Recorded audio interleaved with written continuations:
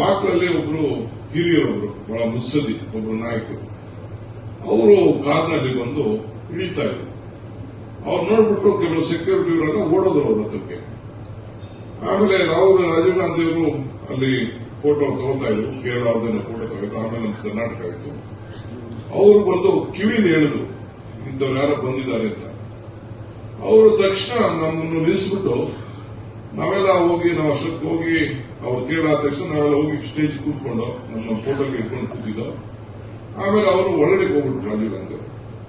ಹೋದ ತಕ್ಷಣ ಕೊನೆಗೆ ಒಂದು 15 ನಿಮಿಷ ಆದ್ಮೇಲೆ ಅವರು ವಾಪಸ್ ಬಂದರು. ಒಬ್ರು ಹಿರಿಯರನ್ನ ಕರ್ಕೊಂಡು ಹೋದ್ರು. ಹಿರಿಯರನ್ನ ಕರ್ಕೊಂಡು ಹೋದಾಗ ಕೊನೆಗೆ ವಾಪಸ್ ಬಂದ ತಕ್ಷಣ ನಾವು ಕೇಳ್ದವ್ರ ರಾಜೀವ್ ಗಾಂಧಿ, ಏನಿದು, ಯಾಕೆ ಬಂದ್ರಿ, ಯಾರು ಬಂದಿದ್ದವ್ರು, ಏನು ಅಂತ. ಇಲ್ಲ, ಅವರು ನಮ್ಮ ತಾಯಿ ಜೊತೆ, ನಮ್ಮ ತಂದೆ ಜೊತೆ, ನಮ್ಮ ತಾತನ ಜೊತೆ ಎಲ್ಲ ಕೆಲಸ ಮಾಡಿದ್ದಾರೆ.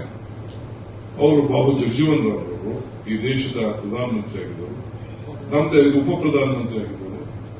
ನಮ್ದೇ ಅವ್ರದೇ ಆದಂತಹ ರಾಜಕೀಯ ಭಿನ್ನಾಭಿಪ್ರಾಯದಿಂದ ನಮ್ಮಿಂದ ದೂರ ಹೊರಟೋಗಿ ಜಗಜೀವನ್ ಕಾಂಗ್ರೆಸ್ ಅಂತ ಅವರು ಕಟ್ಕೊಂಡಿದ್ರು.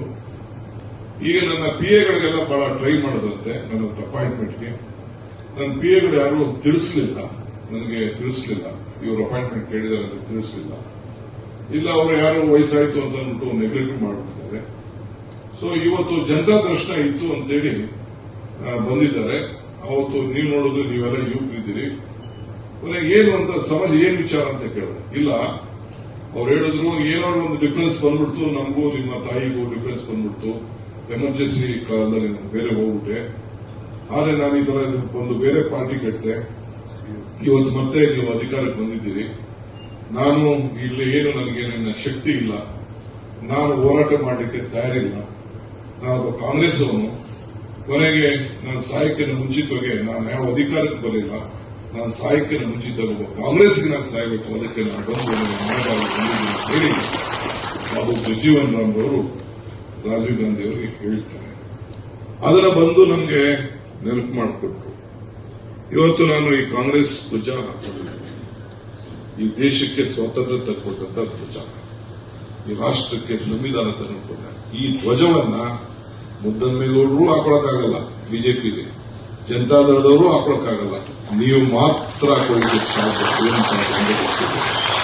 ನಿಮಗೆ ನನ್ನ ಹತ್ರ ಮುದ್ದನ್ಮೇಗೌಡರು, ರಾಜಣ್ಣವರು, ವಾಸು, ಅನೇಕ ಸ್ನೇಹಿತರೆಲ್ಲ ಬಂದು ಮಾತಾಡಿದ್ರು, ಅಧ್ಯಕ್ಷರು ಚರ್ಚೆ ಮಾಡಿದ್ದೇವೆ. ನಮ್ಗೇನಿಲ್ಲ, ನಮಗೆ ಪಕ್ಷ ಮುಖ್ಯ, ವ್ಯಕ್ತಿಗಿಲ್ಲ, ನಮಗೆ ಪಕ್ಷ ಮುಖ್ಯ. ನಮ್ಗೇನೇ ನೋವಾಗಿರಲಿ, ಏನೇ ಮಾತಾಡಿರಲಿ, ಅವೆಲ್ಲ ಗೌನ. ಈ ಪಕ್ಷಕ್ಕೆ, ಈ ಪಕ್ಷದ ನಾಯಕತ್ವಕ್ಕೆ, ಈ ಸಂವಿಧಾನಕ್ಕೆ ನಾವ್ಯಾರು, ಈ ಪಕ್ಷಕ್ಕೆ ಎಂತೆಂಥ ಗಾಂಧಿ ಕುಟುಂಬ ಈ ದೇಶಕ್ಕೆ ಮಾಡಿದಂಥ ತ್ಯಾಗ, ಮಹಾತ್ಮ ಗಾಂಧೀಜಿಯವರಿಂದ ತೆಗೆದುಕೊಂಡ್ರೆ ನಾವು ಮಾಡಿದಂಥ ಕಾಂಗ್ರೆಸ್ಸಿಗರು ಮಾಡಿದಂಥ ತ್ಯಾಗ, ನೆಹರೂರವರು ತನ್ನ ಎಲ್ಲ ಆಸ್ತಿ ಪಾಸ್ತಿಗಳನ್ನೆಲ್ಲ ಬರ್ಕೊಟ್ರು, ಅವ್ರ ತಂದೆ ಎಲ್ಲ ಆಸ್ತಿ ಪಾಸ್ತಿಗಳನ್ನ ಬರ್ಕೊಟ್ರು. ಇವತ್ತೇನಿದೆ ಗಾಂಧಿ ಕುಟುಂಬದ ಆಸ್ತಿ? ಇರಕ್ ಮನೆ ಇಲ್ಲ. ಇವತ್ತು ಪ್ರಿಯಾಂಕಾ ಗಾಂಧಿಗೆ ಒಂದು ಮನೆ ಇಲ್ಲ, ಸೋನಿಯಾ ಗಾಂಧಿಗೆ ಒಂದು ಮನೆ ಇಲ್ಲ. ಆ ಪರಿಸ್ಥಿತಿ ಈ ದೇಶದಲ್ಲಿ ಇವತ್ತು ಬಂದಿದೆ. ಕಾಂಗ್ರೆಸ್ನ ಆಸ್ತಿ ನೀವೆಲ್ಲ ಅದನ್ನು ಕೂಡ ಇವತ್ತು ಫ್ರೀಸ್ ಮಾಡಿ ಇವತ್ತು ಇಟ್ಕೊಂಡಿದ್ದಾರೆ. ಆದರೂ ಈ ಸಂದರ್ಭದಲ್ಲಿ ಕಾಂಗ್ರೆಸ್ ಇತಿಹಾಸ ಈ ದೇಶದ ಇತಿಹಾಸ, ಕಾಂಗ್ರೆಸ್ ಶಕ್ತಿ ಈ ದೇಶದ ಶಕ್ತಿ. ಕಾಂಗ್ರೆಸ್ ಅಧಿಕಾರಕ್ಕೆ ಬಂದ್ರೆ ಎಲ್ಲ ವರ್ಗದ ಜನರ ಅಧಿಕಾರಕ್ಕೆ ಬಂದ್ರೆ, ಇವತ್ತು ನಾವು 5 ಗ್ಯಾರಂಟಿ ತಂದಿದ್ದೀವಲ್ಲ, ಒಂದು ಜಾತಿಗೆ ತಂದಿದ್ದೀವ, ಒಂದು ಪಾರ್ಟಿಗೆ ತಂದಿದ್ದೀವ, ಎಲ್ಲ ವರ್ಗದವರು, ಹೆಣ್ಮಕ್ಳು ಬಸ್ಸಲ್ಲಿ ಹೋಗೋರು, 2,000 ರೂಪಾಯಿ ತಗೊಳ್ಳೋರು, ಮನೆಯಲ್ಲಿ ಕರೆಂಟ್ ಗುಡಿಸ್ತಾ ಇರೋರು, ಅಕ್ಕಿ ಊಟ ಮಾಡ್ತಾ ಇರೋರು, ಯುವಕರು, ಯಾವ್ದಾದ್ರು ಜಾತಿ ಮೇಲೆ ನಾವು ತೀರ್ಮಾನ ಮಾಡಿದ್ವ. ಇದೇ ಕಾಂಗ್ರೆಸ್ ಪಕ್ಷದ ಒಂದು ಬದ್ಧತೆ. ಆ ಬದ್ಧತೆಯನ್ನ ಇವತ್ತು ನಿಮಗೆ ಒಂದು ದೊಡ್ಡ ಅಸ್ತ್ರ ಕೊಟ್ಟಿದ್ದಾರೆ. ಚುನಾವಣೆ ಹೋಗಿನ ಮುಂಚಿತವಾಗಿ ಇವತ್ತು ಮುದ್ದನ್ಮೇಗೌಡರು ಯಾವ ಷರತ್ತು ನಾವು ಹಾಕಿಲ್ಲ, ಅವರು ಯಾವ ಷರತ್ತು ನಮ್ಮ ಹತ್ರ ಹಾಕಿಲ್ಲ. ಯಾರು ನಾವು ಟಿಕೆಟ್ ಕೊಡ್ತೀವಿ ಅವ್ರು ನಾವು ಕೆಲಸ ಮಾಡಬೇಕು. ಇದು ನಮ್ಮ ಕಾಂಗ್ರೆಸ್ ಪಕ್ಷದ ಒಂದು ಶಿಸ್ತು. ಅನ್ಕಂಡೀಷನಲ್ ಆಗಿ ನನ್ನ ಹತ್ರ ಅವರು ಅರ್ಜಿ ತೆಗೆದುಕೊಂಡಿದ್ದೇನೆ, ಅದಕ್ಕೆ ಒಪ್ಪಿದ್ದಾರೆ. ಜಿಲ್ಲೆ ಎಲ್ಲಾ ನಾಯಕರುಗಳು ಕೂಡ ಒಪ್ಪಿದ್ದಾರೆ, ಅದಕ್ಕೆ ಮಾಡಬೇಕು. ಈಗ ಮೊನ್ನೆ ಮೊದಲನೇ ಬಾರಿಗೆ 45 ವರ್ಷಕ್ಕಿಂತ ಮುಂಚಿತವಾಗಿ ಯಾರು ನಮ್ಮ ಪಾರ್ಟಿ ಗೆದ್ದಿದ್ದಿಲ್ಲ. ಗ್ರಾಜುಯೇಟ್ ಕಾನ್ಸ್ಟಿಟ್ಯೂನ್ಸಿ, ವಿದ್ಯಾವಂತರು, ಬುದ್ಧಿವಂತರು ಇಬ್ರು ಸೇರಿ, ಜನತಾದಳದವರು, ಬಿಜೆಪಿಯವರು ಇಬ್ರು ಸೇರಿ ನಾವು ಒಂದು ಕ್ಯಾಂಡಿಡೇಟ್ ಅಂತೇಳಿ ಒಂದು ಕ್ಯಾಂಡಿಡೇಟ್ ಆಗಿ ಏನೆಲ್ಲ ಮಾಡಿದ್ರು ಮೀಟಿಂಗ್ ನಡೆದ್ರು. ನಮ್ಮ ಕ್ಯಾಂಡಿಡೇಟ್ ಏನ್ ಟೀಚರ್ಸ್ 1400 ಓಟು ಮಿಸ್ಟೇಕ್ ಪಾಯಿಂಟ್ ಹಾಕಿದ್ದಾರೆ ಟೀಚರ್ಸ್ ಅಂದ್ರು. ನಾವು 1,500 ಹೆಚ್ಚು ಅಂತರದಿಂದ ಹಾಕಿದ 18,000 19,000 ಟೀಚರ್ಸ್. ಇವತ್ತು ನಮ್ಮ ಪಕ್ಷದ ಅಭ್ಯರ್ಥಿ ನಮ್ಮ ಪುಟ್ಟಣ್ಣವರು ಇವತ್ತು ಗೆದ್ದಿ, ಅದಕ್ಕೆ ಬಿಜೆಪಿ ಕಳೆದ ನಾಯಕರು ಬಿಜೆಪಿ ನಾಯಕರು ಈ ಚುನಾವಣೆ ಮುಂದಕ್ಕೆ ದಿಕ್ಸೂಚಿ ಅಂತ ಹೇಳಿದ್ರು. ನಾನು ಯಾರು ಅಂತ ಅವ್ರ ಹೆಸರುಗಳನ್ನು ನಾನು ಹೇಳಕ್ ಹೋಗುದಿಲ್ಲ. ಆ ದಿಕ್ಸೂಚಿ ಮಾತನ್ನ ಬಹುಶಃ ಒಪ್ತಾರೆ ಅಂತ ನಾನಂತೂ ಭಾವಿಸ್ಕೊಂಡಿದ್ದೇನೆ. ಹಂಗೆ ಇವತ್ತು ತಮಗೆ ನಾನು ಏನು ಈ ಅವಕಾಶ ಸಿಕ್ಕಿದೆ ಯಾರನ್ನಾರು ಕ್ಯಾಂಡಿಡೇಟ್ ಮಾಡ್ತೀನಿ. ಕಾಂಗ್ರೆಸ್ ಪಕ್ಷ ಸರ್ಕಾರ ಇದೆ, ಇನ್ನು 5 ವರ್ಷ ಅಲ್ಲ, ನೆಕ್ಸ್ಟ್ 5 ವರ್ಷಕ್ಕೂ ನಿಮ್ದೇ ಸರ್ಕಾರ ಇದೆ ಅಂತ ಗೊತ್ತಿದೆ. ರಾಜಕಾರಣ ಹೆಂಗ್ ಮಾಡಬೇಕು ಅಂತ ನಾವು ಮಾಡ್ತೀವಿ. ನೀವು ಆತ್ಮಧೈರ್ಯ. ಈಗ ಪರಮೇಶ್ವರ್ ಹೇಳ್ದಂಗೆ ಈಗ ಪಾರ್ಲಿಮೆಂಟ್ ಎಲೆಕ್ಷನ್ ಒಂದೊಂದು ನಾವು ಕೊಟ್ಟಿರುವಂತ ಶಕ್ತಿ ಇದೆಯಲ್ಲ, ನಿಮಗೆ ಮತದಾರನ ಕೊಟ್ಟಂತ ಶಕ್ತಿ, ಪ್ರತಿ ತಿಂಗಳಿಗೂ 5,000 ರೂಪಾಯಿಗೂ ಹೆಚ್ಚು ಹಣ ಒಂದು ಕುಟುಂಬಕ್ಕೆ ಒಂದಲ್ಲ ಒಂದು ರೀತಿಯಲ್ಲಿ ಇವತ್ತು ತಲುಪ್ತಾ ಇದೆ. ಬಿಜೆಪಿ ಅಧಿಕಾರ ಇತ್ತಲ್ಲ, ಇಂಥದ್ದು ಯಾವ್ದಾದ್ರು ಒಂದು ಕಾರ್ಯಕ್ರಮ ಮಾಡಿದ್ರ? ದಿನ ಬಡವರ ಬದುಕಿನ ಬಗ್ಗೆ ಮಾಡಿದ್ರೆ, ಭಾವನೆ ಬಗ್ಗೆ ಮಾಡ್ತಾ ಇದ್ದಾರೆ. ಭಾವನೆ ವಿಚಾರಕ್ಕೆ ಹೋಗ್ತಾ ಇದೆ. ನಾವು ಬದುಕಿನ ವಿಚಾರಕ್ಕೆ ನಾವು ಹೋಗ್ತೇವೆ. ನಿಮ್ಮ ನೋವು, ನಿಮ್ಮ ದುಃಖ, ನಿಮ್ಮ ದುಮಾರಗಳನ್ನ ಅರಿತುಕೊಂಡು ಇವತ್ತು ನಾವು ನಿಮಗೆ ಕಾರ್ಯಕ್ರಮ ಕೊಟ್ಟಿದ್ದೇವೆ. ಸೊ ಅದಕ್ಕೆ ನೀವು ಬೂತ್ ಪ್ರತಿಯೊಬ್ಬರು ಕೂಡ ಜನರನ್ನ ಸಂಪಾದನೆ ಮಾಡಬೇಕು, ಮತದಾರನ ಸಂಪಾದನೆ ಮಾಡಬೇಕು, ಜನತಾ ದಳದವ್ರಿಗೆ ಹೇಳ್ಬೇಕು, ಬಿಜೆಪಿಯವ್ರಿಗೆ ಹೇಳ್ಬೇಕು. ಯಾಕೆ ಟೈಮ್ ವೇಸ್ಟ್ ಮಾಡ್ಕೊಂಡ್ರೆ ಟೈಮ್ ಉಳಿತದ? ಈಗ ಮುದ್ದನ್ಮೇಗೌಡರು ಹೇಳಿದ್ರು, ರಾಜಕಾರಣ ಜಾಸ್ತಿ ಜನ ಇಲ್ಲ ಇಲ್ಲಿ ಅಂತ. ಹಂಗೆ ವಾಯ್ಸ್ ಯಾರು ಬರ್ತದ? ವಾಯ್ಸ್ ಬರೋದಿಲ್ಲ. 4 ವರ್ಷ ನಾವು ಇರ್ತೀವಿ, ತಿರುಗಿ ಅದಾದ್ಮೇಲೆ 5 ವರ್ಷನೂ ನಾವು ಇರ್ತೀವಿ. ಟೈಮ್ ವೇಸ್ಟ್ ಮಾಡ್ಕೋಕ್ ಹೋಗ್ಬಿಡಿ. ಇದು ನಾನು ಪಾಪ ನಮ್ಮ ಶಫಿ ಸಾಹೇಬರು ಬಂದು ಹೇಳಿದ್ರು ನನಗೆ, ಅವರು ಒಂದು ದೊಡ್ಡ ತಪ್ಪು ಮಾಡಿದ್ರು. ಆಯ್ತು, ಅವೆಲ್ಲ ಮರ್ತು ಬಿಡೋಣ. ಇವತ್ತು ಕಾಂಗ್ರೆಸ್ ಪಕ್ಷ ಒಂದು ಬಲಿಷ್ಠವಾದಂತಹ ಪಕ್ಷ. ಈಗ ಮುಖ್ಯಮಂತ್ರಿಗಳಿಗೆ ಬಜೆಟ್ ಏನ್ ಬೇಕಾದಷ್ಟು ಟೀಕೆ ಮಾಡ್ತಾರೆ ಬಿಜೆಪಿ. ಏನ್ ಟೀಕೆ, ಗಂಡ ಹೆಂಡತಿ ತಂದಿಟ್ಬಿಟ್ರಿ, ಸೊಸೆ ಮಗಳು ಸೊಸೆ ಅದೇ ತಂದಿಟ್ಬಿಟ್ರಿ ಎಲ್ಲ ಹೇಳ್ತಾ ಇದ್ರು. ಈಗೆಲ್ಲ ಬಿಟ್ಬಿಟ್ರಿ. ಈಗ ತಿರ್ಗಾ ಯಾವ್ದಾದ್ರು ನ್ಯಾಯಕ್ಕೆ ಹೋಗ್ತಾ ಇದ್ದಾರೆ. ಇರಲಿ, ಅವ್ರು ಎಷ್ಟು ನ್ಯಾಯ ಅನ್ನೋದು ಏನ್ ಬೇಕಾದ್ರೂ ಮಾಡಿ. ನೀವು ದಯವಿಟ್ಟು ಚುನಾವಣೆ ಗಮನದಲ್ಲಿ ಇಟ್ಕೊಡಿ. ನೀವೇ ಪ್ರತಿಯೊಂದು ಬೂತ್ಗೆ ಯಾರ್ಯಾರು ಬೂತ್ಗೆ ನಮ್ಗೆ ಲೀಡ್ಗಳಂತ ಅಂದ್ರೆ ಅವ್ರವ್ರ ಬೂತ್ ಅಲ್ಲಿ ಯಾರು ನಮ್ಗೆ ಮೆಜಾರಿಟಿ ಕೊಡ್ತಾರೆ ಅವರೇ ನಮ್ಗೆ ಲೀಡ್ಗಳು. ಸುಮ್ಮನೆ ನಮ್ಮಿಂದ ತಿರುಗೋರಲ್ಲ ನಮ್ಗೆ ಲೀಡ್ಗಳು. ಇದನ್ನು ತಾವು ಗಮನದಲ್ಲಿ ಇಟ್ಕೋಬೇಕು. ಈ ಜಿಲ್ಲೆಯಲ್ಲಿ ಅತಿ ಹೆಚ್ಚು ಶಾಸಕ ಕೂಡ ನೀವೆಲ್ಲ ಕೆಲಸಿದ್ದೀರಿ. 2-3 ಸೀಟ್ ಹೋಯ್ತು. ಈಗ ವಾಪಸ್ಸು ಗೌರಿಶಂಕರ್ ನಾವು ಕರ್ಕೊಂಡಿದ್ದೇವೆ. ಅಲ್ಲೂ ಕೂಡ ನಮಗೆ ಬಹಳ ಕಡಿಮೆ ಇತ್ತು. ಗೌರಿಶಂಕರ್ ಕೂಡ ಬಂದಿದ್ದಾರೆ, ಮಂಜು ಬಂದಿದ್ದಾರೆ, ದಾಸರಳ್ಳಿ ಮಂಜು ಕೂಡ ಬಂದಿದ್ದಾರೆ. ಇನ್ನ ಬಹಳ ಜನ ಇದ್ದಾರೆ. ನೀವೆಲ್ಲ ಮುದ್ದನ್ಮೇಗೌಡರನ್ನ ವಾಪಸ್ ಕಾಂಗ್ರೆಸ್ ಪಕ್ಷಕ್ಕೆ ಬಹಳ ಸಂತೋಷದಿಂದ ಬರ್ಮಾಡಿಕೊಂಡಿದ್ದೇವೆ.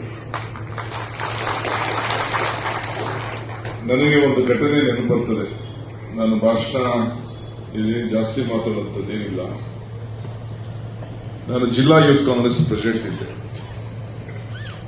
ರಮೇಶ್ ಚಿನಿತ್ತಲ್ ಅವರು ಆಲ್ ಇಂಡಿಯಾ ಪ್ರೆಸಿಡೆಂಟ್ ಇದ್ರು, ಯೂತ್ ಕಾಂಗ್ರೆಸ್ ಪ್ರೆಸಿಡೆಂಟ್ ಇದ್ರು.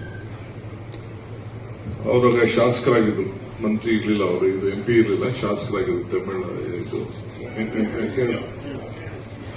ಇದ್ರು. ನಾವೆಲ್ಲ ಒಂದು ದೊಡ್ಡ ಸಮಾವೇಶಕ್ಕೆ ಹೋಗಿದ್ದು. ನಾನು, ವಿನಯ್ ಕುಮಾರ್, ಇನ್ನು ಬಹಳ ಜನ ಎಲ್ಲ, ಕೆಂಚೇಗೌಡರು ನಾವೆಲ್ಲ ಹಾಗೆಲ್ಲ ಹೋಗಿದ್ದು. ಹೋದಂತ ಸಂದರ್ಭದಲ್ಲಿ ಒಂದು ದೊಡ್ಡ ಇಂಥ ಒಂದು ಕಾನ್ಫರೆನ್ಸ್ ಅದು ಟಾಲ್ಕಟೋರ ಸ್ಟೇಡಿಯಂ. ಅಲ್ಲಿ ಎಲ್ಲ ಒಂದು ದೊಡ್ಡ ಒಂದು ಸಭೆ, ಭಾರತ ಮಟ್ಟದ ಸಭೆ. ಎಲ್ಲ ಜಿಲ್ಲಾ ಕಾಂಗ್ರೆಸ್ ಅಧ್ಯಕ್ಷಗಳು, youth Congress main Congress youth Congress ಪದಾಧಿಕಾರಿಗಳು, ನಾವೆಲ್ಲ ಇಡೀ ರಾಜ್ಯದ ಉದ್ದಕ್ಕೂ ಹೋಗಿದ್ದು. ದೇಶದ ಪ್ರಧಾನಮಂತ್ರಿ ಆಗಿದ್ದವರು ಆಗ ರಾಜೀವ್ ಗಾಂಧಿ ಅವರು. ಆಗ ಏನಾಯ್ತು, ಒಂದು ಪದ್ಧತಿ ಏನಪ್ಪಾ ಅಂದ್ರೆ, ಆ ಹೋದಂತ ಸಂದರ್ಭದಲ್ಲಿ ನೆಕ್ಸ್ಟ್ ಡೇನೋ ಆವತ್ತೇನೋ ಸಾಯಂಕಾಲ ಪ್ರತಿ ರಾಜ್ಯದ ಪ್ರತಿನಿಧಿಗಳನ್ನ ಪ್ರಧಾನಮಂತ್ರಿಗಳು, ಅವರು AICC ಅಧ್ಯಕ್ಷರು, ಅವರು ಎಲ್ಲರನ್ನೂ ಕೂಡ ಭೇಟಿ ಮಾಡಿ ಏನಾದ್ರು ಅಹವಾಲಿದ್ರೆ ಕೇಳಿಕೊಂಡು ಒಂದು ಫೋಟೋ ತೆಗೆಸುವಂತ ಒಂದು ಸಂದರ್ಭ. ನನ್ನ ಹತ್ರ ಇರುವ ಫೋಟೋ ಇದೆ. BD ಅವರೆಲ್ಲ ಇದ್ರು, ಅವರೆಲ್ಲ ಬಾಲಾಜಿ ಅವರೆಲ್ಲ ಇದ್ರು. ಇನ್ನ ಫೋಟೋಗಳ ಕಣ್ಣಿಗೆ ಕಾಣ್ತಾ ಇದ್ರು. ನನ್ನೆಲ್ಲ ಫೋಟೋ ಇದೆ. ಆಗ ನಾವೆಲ್ಲ ಸೇರಿದಂತ ಸಂದರ್ಭದಲ್ಲಿ ಅಲ್ಲಿ ಅನೌನ್ಸ್ಮೆಂಟ್ ಮಾಡಿದ್ರು, ಈ ಸಮಾವೇಶ ಮಧ್ಯಾಹ್ನ 11 ಗಂಟೆ ರಾತ್ರಿ ಆಗುತ್ತೆ. ಇವತ್ತು ನಿಮ್ಮನ್ನೆಲ್ಲ ಭೇಟಿ ಮಾಡಕ್ಕೆ ರಾಜೀವ್ ಗಾಂಧಿ ಅವರು ಹೋಗ್ತಾ ಇಲ್ಲ, ಲೇಟ್ ಆಯ್ತು. ನಾಳೆ ಬೆಳಗ್ಗೆ ಜನತಾ ದರ್ಶನ ಇದೆ. ಆ ಜನತಾ ದರ್ಶನ ಸ್ವಲ್ಪ ಟೈಮ್ ನ ಫಿಕ್ಸ್ ಮಾಡ್ತಾರೆ. ಪ್ರೈಮ್ ಮಿನಿಸ್ಟರ್ ಕೂಡ ನಮ್ಮ ಚೀಫ್ ಮಿನಿಸ್ಟರ್ ಹೆಂಗೆ ಜನತಾ ದರ್ಶನ ಅಂತ ಕಾರ್ಯಕ್ರಮ ಹಮ್ಮಿಕೊಂಡಿದ್ದಾರೋ ಹಂಗೆ ತಿಂಗಳಿಗೊಂದ್ಸತಿ 2 ತಿಂಗಳಿಗೊಂದ್ಸತಿ ಪ್ರೈಮ್ ಮಿನಿಸ್ಟರ್ ಕೂಡ ಪಬ್ಲಿಕ್ ನ ಮೀಟ್ ಮಾಡೋಂತ ಒಂದು ಪದ್ಧತಿ ನಂಬರ್ 1 ಸಫ್ದರ್ಜಂಗ್ ಡೈರಲ್ಲಿ ಆ ಒಂದು ಪದ್ಧತಿ ಇತ್ತು ಇಂದಿರಾ ಗಾಂಧಿ ಅವರ ಕಾಲದಲ್ಲಿ. ಅದಾದ ಮೇಲೆ ಇವರು ರಾಜೀವ್ ಗಾಂಧಿ ಅವರು ಆದ್ಮೇಲೆ 7 ರೇಸ್ ಕೋರ್ಸ್ ರೋಡ್ಗೆ ಶಿಫ್ಟ್ ಮಾಡಿದ್ರು. ಅಷ್ಟೊತ್ತಿಗೆ ಈ ದೇಶದಲ್ಲಿ ಒಂದು ದೊಡ್ಡ ಭದ್ರತೆ ವಿಚಾರದಲ್ಲಿ ರಾಜೀವ್ ಗಾಂಧಿ ಪ್ರಧಾನಿ ಆದಾಗ ಇಂದಿರಾ ಗಾಂಧಿ ಸತ್ತಾಗ ಒಂದು ದೊಡ್ಡ ವ್ಯಾಪಕವಾದಂತಹ ಒಂದು ಬಿಗಿ ಭದ್ರತೆ ಪ್ರಾರಂಭ ಆಗಿತ್ತು.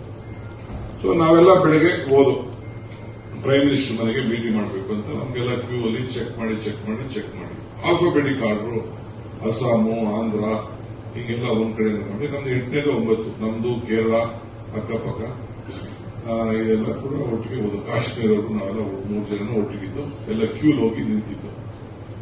ಕ್ಯೂಲೆಲ್ಲ ನಿಂತ್ಕೊಂಡು ಒಬ್ಬರಾದ್ಮೇಲೆ ಫೋಟೋಗಳು ಅರ್ಜಿಗಳು ಕೊಡೋದು, ಮತ್ತೊಂದು ಕೊಡೋದು, ಪ್ರೈಮ್ ಮಿನಿಸ್ಟರ್ ಜೊತೆ ಫೋಟೋ ಇಡಿಸ್ಕೊಳ್ಳೋದು, ಇದೆಲ್ಲ ಒಂದು 50 ಜನ 60 ಜನ 70 ಜನ ಡೆಲಿಗೇಷನ್ ಇದ್ದು. ನಾವೆಲ್ಲ ಡೆಲಿಗೇಷನ್ ಇದ್ದಂತ ಸಂದರ್ಭದಲ್ಲಿ ಕೊನೆಗೆ ನಾವು ಎಂಟರ್ ಆಗ್ತಿದ್ದಂಗೆ ಇನ್ನೇನು ನಮ್ದು ಕರ್ನಾಟಕದ ಇದು ಬಂತು, ಇನ್ನೇನು ನಾವು ಹೋಗ್ಬೇಕು. ಒಂದು 11 ಗಂಟೆ ಆಗಿತ್ತು, ಬೆಳಗ್ಗೆ 9-9:30 ಶುರು ಆಗಿತ್ತು. 11 ಗಂಟೆ ಹತ್ತಿರ ಇದಕ್ಕಿದ್ದಂಗೆ ನಮ್ಮ ಇದು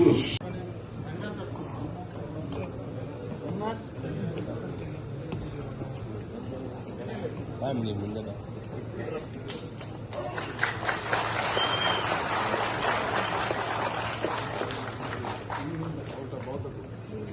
out of it.